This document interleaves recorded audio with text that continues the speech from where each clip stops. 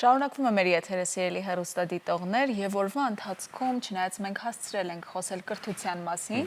բայց երբեք քիչ չէ խոսել կրթության, գիտության եւ այս ոլորտի զարգացման մասին, որովհետեւ բազմաթիվ նախագծեր ու ծրագրեր են իրականություն դառնում այս օրերին, որոնցից մեկն էլ մայիսի 11-ից 16-ը տեղի է ունենալու Տավուշի մարզի Դիլիջան քաղաքում։ Իսկ ավելի կոնկրետ դա լինելու է առաջընթաց արդյունավետ գիտությամբ ԱԱԳ 2026 գիտաժողովը։ Ինչ է սպասվում գիտաժողովի ընթացքում, կիմանանք հենց հիմա մեր հյուրերից։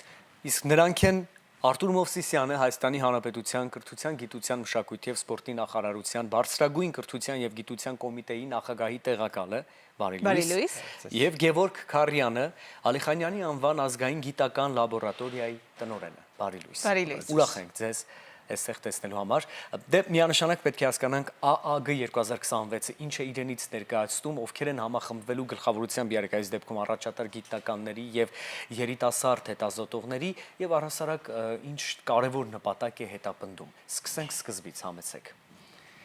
Առաջընթաց արդյունավետ գիտությամբ գիտաժողովը առաջինը չի, արդեն 5-րդն է իր պատմության մեջ, որ լինում է, սովորաբար լինում էր աշնանը, այս անգամ քարնանը որոշեցինք անել։ Բայց ամենամյա է թե ամենամյա է ինքը եւ յուրաքանչյուր տարի իրականացվում է, որտեղ հավաքվում են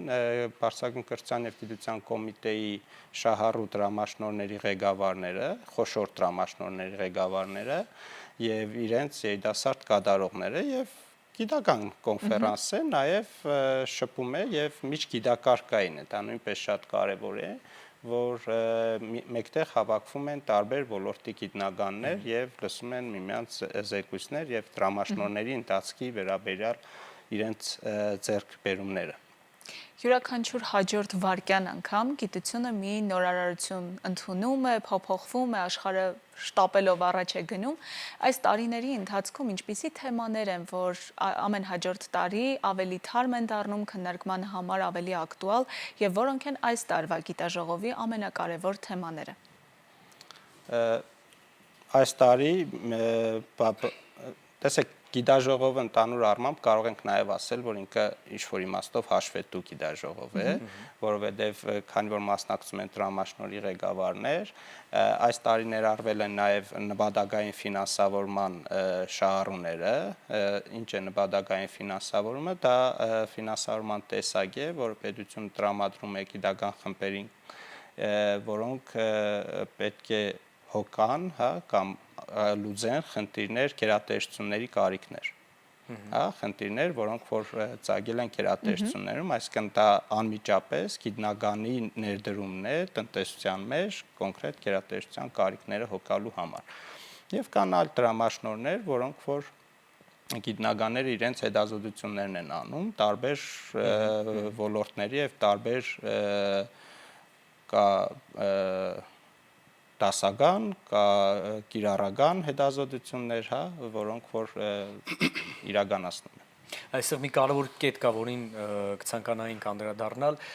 այստեղ միավորվում են ոլորտի առաջատար գիտնականները եւ երիտասարդ հետազոտողները։ Եվ կարող են կարծել, որ սա երիտասարդ հետազոտողների համար նաեւ ուսուցման ընթացք է ինչ-որ։ Իսկապես նախ շնորհակալ ենք հրավերի համար, շատ կարևոր միջոցառում է մեզ սպասվում առաջիկայում։ Ինչպես արդեն նշեց պարոն Մովսյանը, 5-րդը կլինի դա եւ ինքը նաեւ միջավայրաստեղծ նշանակություն ունի եւ մենք շատ կարեւորում ենք, որ գիտնականները հավաքվեն, մեկտեղվեն, մեկ հարկի տակ եւ կիսվեն իրենց մտքերով, իրենց արդյունքներով եւ ինչու՞ չէ նաեւ երիտասարդ գիտնականների համար լավ առիթ է ներկայանալու եւ նրանք կներկայանան իրենց պաստառային ներկայացումներով։ Ինչպես նաեւ կունենանք շատ կարճ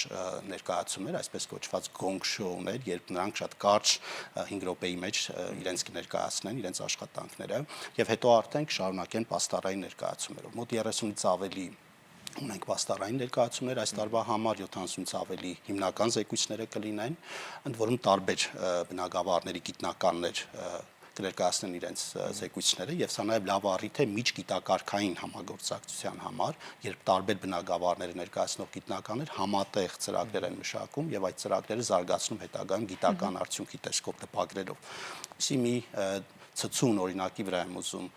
կենտրոնանալ։ Անցած տարի սեպտեմբերին մեր առաջատար գիտնականներից մեկը ֆիզիկոս պատմաբանի հետ համահեղինակեցին մի աշխատություն, որը միջազգային մամուլում մեծ հնչեղություն ստացավ վիշապաքարերի մասին։ Թվում էր թե ֆիզիկոսը եւ պատմաբանը ինչ ընդհանուր գիտական հետաքրքրություն պետք է ունենան, բայց պարզվում է, որ այո, այդպես կարող է լինել եւ նման գիտաժողովները հենց լավ հարթակ են այդ համագործակցությունները ստեղծելու եւ զարգացնելու համար։ Ինչպես նշեցիք, սա միջավայրաստեղծ գիտաժողով է նաև, բայց կարող ենք արդյոք ասել, որ սա հնարավորություն է ապագա մասնագետներին, որոնք հիմա գիտության որևէ ճյուղով սկսել են իրենց ուսումը, որոշում տալ հետագայում կյանքը կապել գիտության հետ։ Եվ արդյոք մենք ունենք այսօր այդ խնդիրը, գիտնականների պակասը, թե այնուամենայնիվ գիտությունը շարունակում է որպես մասնագիտություն նաև մնալ պահանջված երիտասարդների շրջանում։ Միանշանակ այս գիտաժողովը այն բաղկացուցիչ մասն է լինելու նրա, որ գրավիչ դարձնի գիտության ոլորտը երիտասարդների համար։ Ինչպես գիտեք, վերջի տարիներին պետությունը, կառավարությունը մեծ ներդրումներ է արել գիտության ոլորտում եւ այս գիտաժողովը նաև գալիս է ապացուցելու, որ մեր հարգատուների վճարած գումարները ինչի վրա են ծախսվել եւ տեսնեն ինչ տեխնոլոգիաներ են ստեղծվում, ինչ կադրեր են պատրաստվում եւ այլն։